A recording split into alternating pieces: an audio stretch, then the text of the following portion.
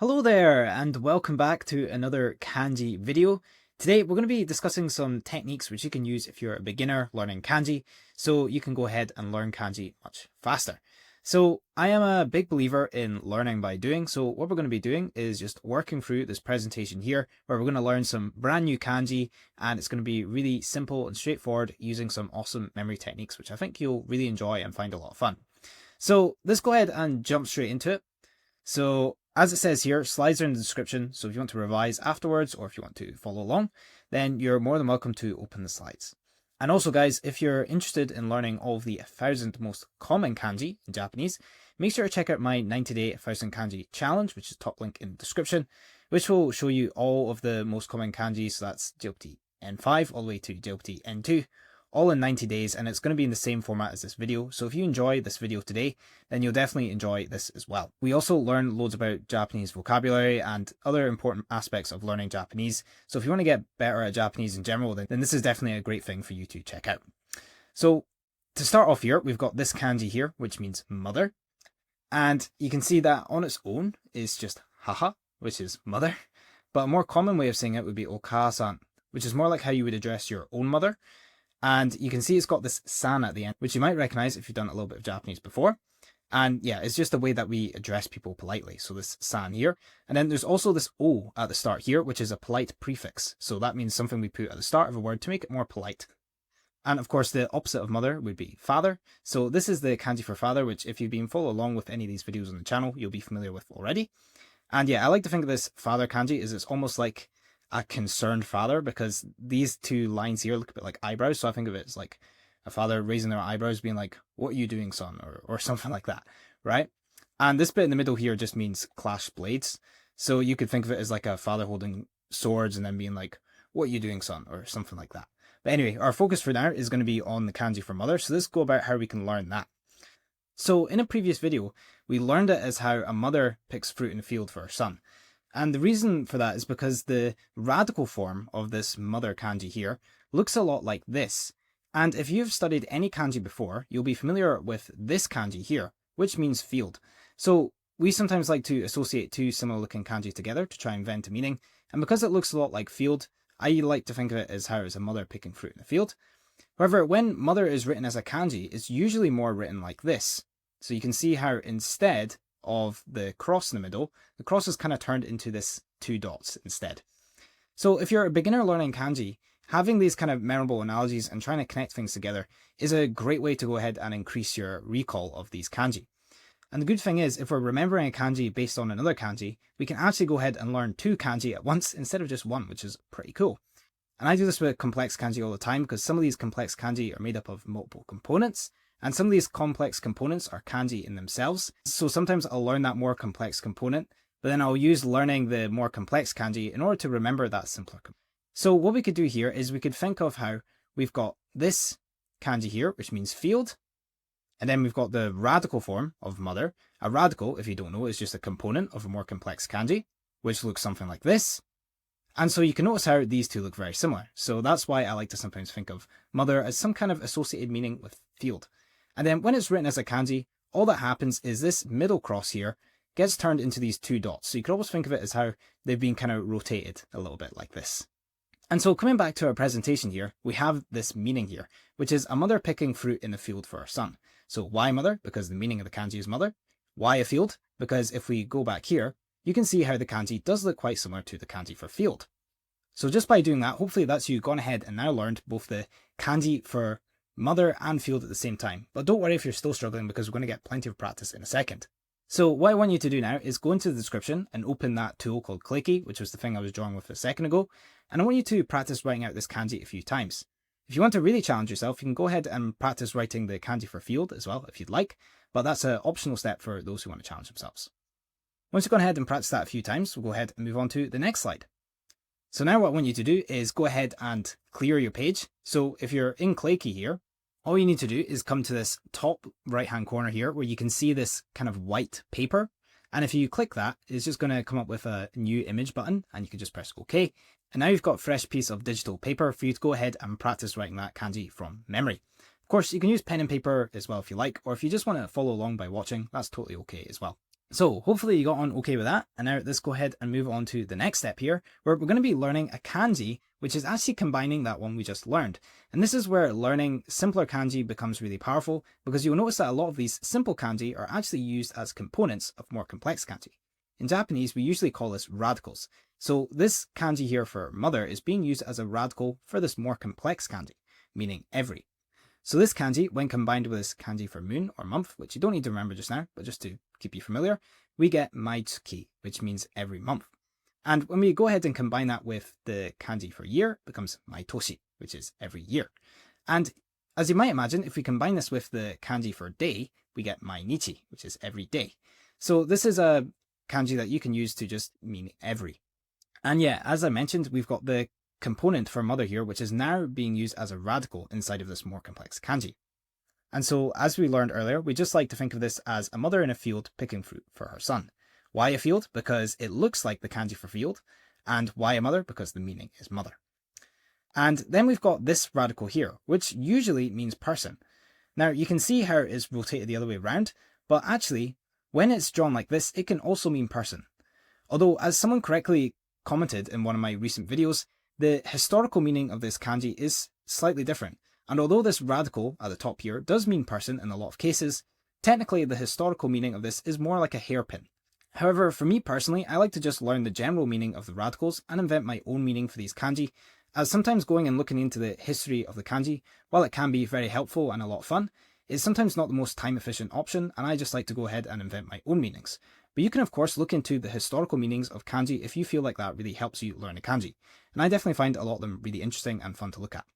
So when we combine this radical for person, or in this case hairpin, with this radical for mother, we get every. So how I like to remember is I just like to think of it as every person has a mother, but of course you can use the historical meaning of this kanji to remember it as well. The reason why I come up with the meaning of every person has a mother is because this top part means person and this bottom part means mother, and everyone does have a mother no matter who you are, because everyone has to be born from somewhere. And I find that that's a nice and easy way to try and remember the meaning of this kanji. Now let's go ahead and practice this one as well. So feel free to pause the video and open up Clicky, or you can go ahead and you can use pen and paper, or if you just want to follow along just by watching, then that's totally okay as well. And we can go ahead and practice writing that out. And then once you've done that, we'll pause the video again and we'll go ahead and practice it from memory. So if you're a beginner learning kanji, this is really powerful because we're doing something called active recall. This is where we pull something from our memory without looking at any reference, which is a great way to strengthen up the memory inside of our brain. Next up, we've got this one here, which is water. And this one's really cool because we're actually going to be using a viewer's suggestion inside of this one to remember this kanji, which I really liked. So when this kanji is used on its own, it's read as mizu, which just means water. And we can also combine it with this yobi part here to make suiyobi, which means water day of the week. So if any of you have been following some of the recent videos, remember the other day we learned mokuyobi, which was like tree day of the week. And that meant Thursday.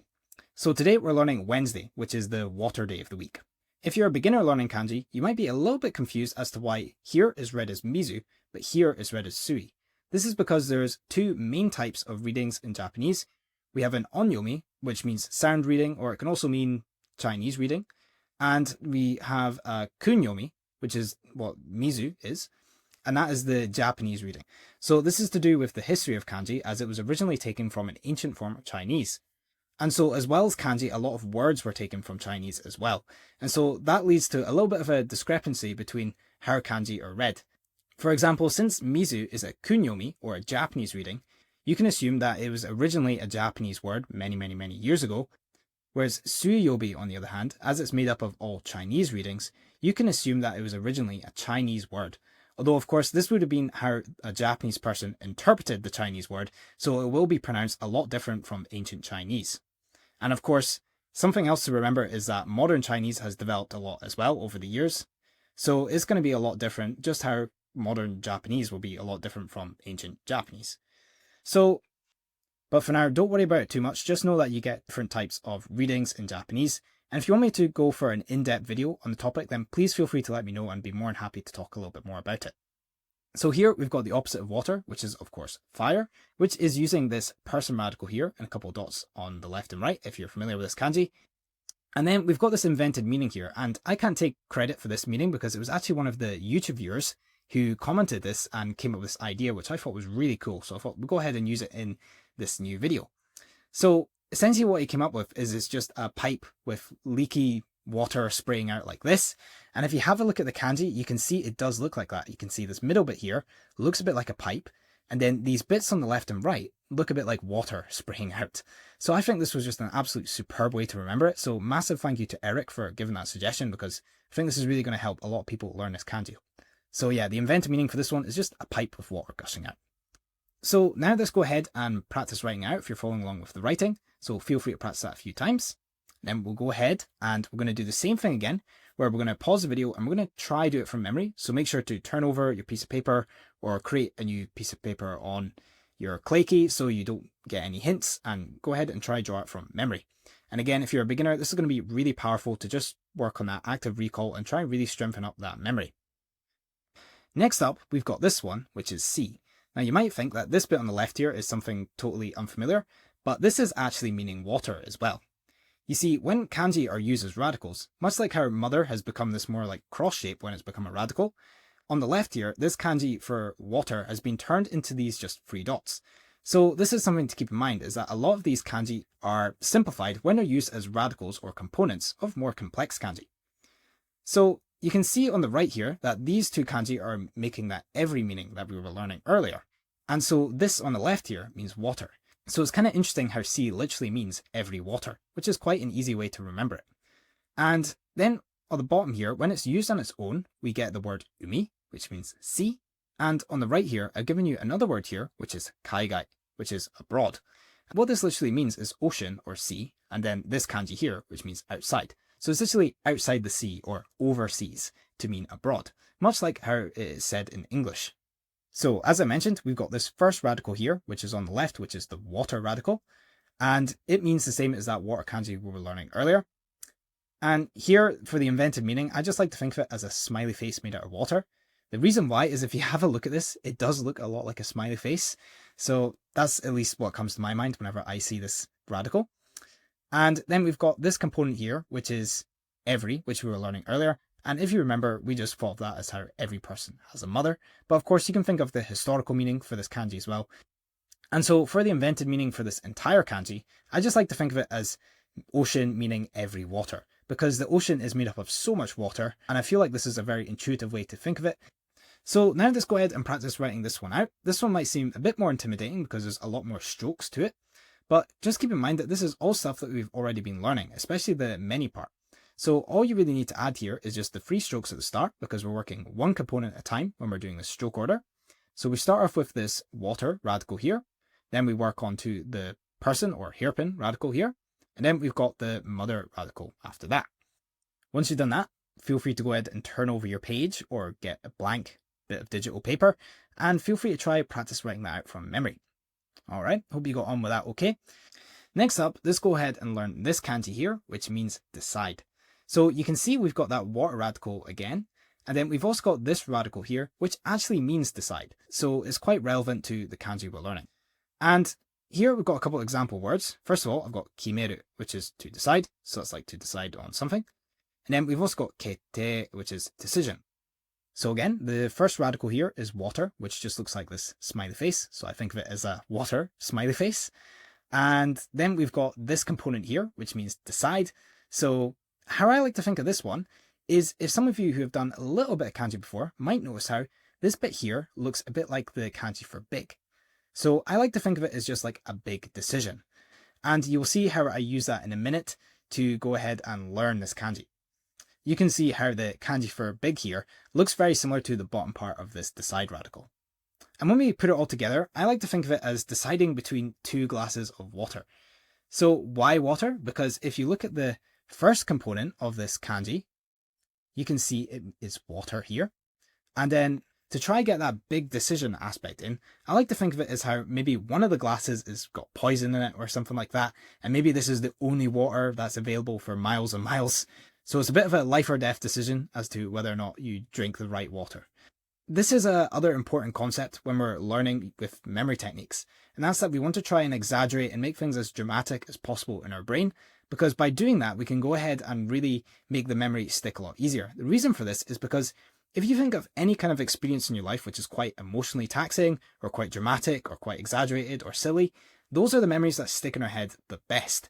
So if we can go ahead and do that when we're learning these kanji, it's going to mean that we can learn these kanji much easier, and we're going to be able to have a much easier time when we're revising and things like that as well, which is really cool. So hopefully that helps, and now we'll go ahead and we'll try and write this one out. So again, we're following the usual stroke order pattern of one component at a time. So you can see I'm working on this water component first, and then I'm going to be working on this radical here, which means decision.